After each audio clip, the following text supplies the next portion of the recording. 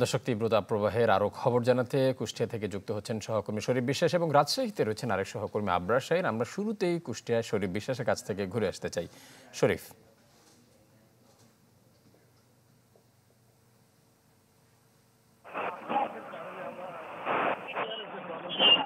অসহনীয় পর্যায়ে চলে গিয়েছে এই মুহূর্তে। আসলে কুষ্টিয়ার আজকের যদি তাপমাত্রার কথা ফারুক জানাই, কুষ্টিয়া আবহাওয়া অফিস জানিয়েছে যে আজ বিকেল ৩টার সময় কুষ্টিয়ার সর্বোচ্চ তাপমাত্রা রেকর্ড করা হয়েছে 40.8 ডিগ্রি সেলসিয়াস। গতকাল ছিল 41.8 ডিগ্রি সেলসিয়াস। গতকাল ছিল 41.2 ডিগ্রি সেলসিয়াস, অর্থাৎ গতকালকের চেয়ে আজকে কিছুটা কমেছে তাপমাত্রা ঠিক, তবে অসহনীয় যে গরম, সেই অসহনীয় গরম কিন্তু রয়েছে। বিশেষ করে তীব্র তাপ প্রবাহের কারণে সাধারণ মানুষ, বিশেষ করে খেটে খাওয়া মানুষের নাভিশ্বাস উঠেছে। বিশেষ করে যারা কর্মজীবী মানুষ, তারা কিন্তু কর্মের সন্ধানে, যারা জীবিকার সন্ধানে, জীবিকার তাগিদে তারা রাস্তায় বের হতেন, তারা কিন্তু বের হতে পারছেন না।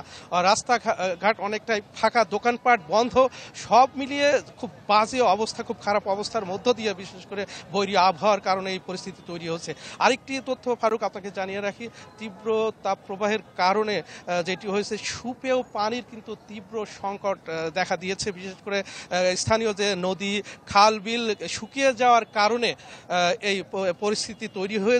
এভাবে এই তীব্র তাপ প্রবাহ যদি চলমান অব্যাহত থাকে, সেক্ষেত্রে কিন্তু সাধারণ মানুষের কিন্তু খুব দুর্বিশ্বাস, নাভিশ্বাস উঠে যাবে। সব মিলিয়ে কুষ্টিয়ায় যে তীব্র তাপ প্রবাহ চলছে, সেটি কিন্তু আরও কয়েকদিন চলমান থাকতে পারে বলে স্থানীয় যারা আবহাওয়া অফিসার জানিয়েছে। ফারুক, শরীফ, আপনাকে অসংখ্য ধন্যবাদ। দর্শক, আমরা কুষ্টিয়া থেকে চলে যেতে চাই রাজশাহীতে, সেখানে সহকর্মী আবরার শাহীন রয়েছেন।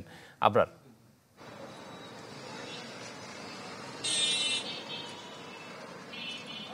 গতকালের চেয়ে আজকে কিছুটা তাপপ্রবাহ কম রয়েছে এবং সকাল থেকে আকাশে কিছুটা মেঘ ছিল। আজকে আবহাওয়া দপ্তরের তথ্য মতে আজকে তাপমাত্রা সর্বোচ্চ 41.5 ডিগ্রি সেলসিয়াস এবং গতকাল ছিল রাজশাহীতে এবছরের সর্বোচ্চ তাপমাত্রা 42.4 ডিগ্রি সেলসিয়াস। ফলে পুরো সপ্তাহ জুড়েই তাপমাত্রা কিন্তু 41-40-এর ওপরে ছিল এবং গতকাল সর্বোচ্চ তাপমাত্রা এদিকে প্রবাহিত হয়েছে।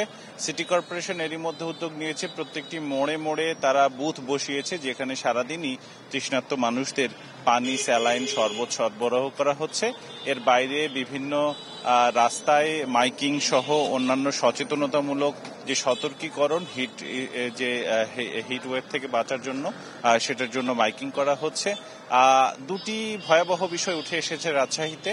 এক, এই তীব্র তাপপ্রবাহ থেকে বাঁচতে মানুষ পানিতে নামছে, ফলে অনেকে সাঁতার না জানা মানুষ এরই মধ্যে ডুবে মারা যাচ্ছেন। আজকেও 2 শিশু মোহনপুর উপজেলাতে মারা গেছে, এই সংখ্যাটি 10 ছাড়িয়েছে এরই মধ্যে।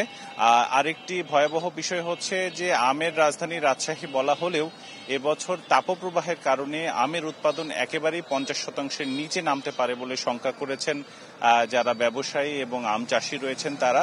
তবে কৃষি সম্প্রসারণ অধিদপ্তর বলছে খুব বেশি না হলেও অল্প কিছু হয়তো লস হবে, তবে তাদের লক্ষ্যমাত্রা তারা পূরণ করতে পারবেন। তবে বৃষ্টি না হওয়াতে এই আম যে গুটি হয়েছে, সেই গুটি কিন্তু এরই মধ্যে ঝরে পড়ছে এবং পাশাপাশি কৃষি যে অন্যান্য পণ্য আছে সেগুলোর উপরও প্রভাব পড়ছে।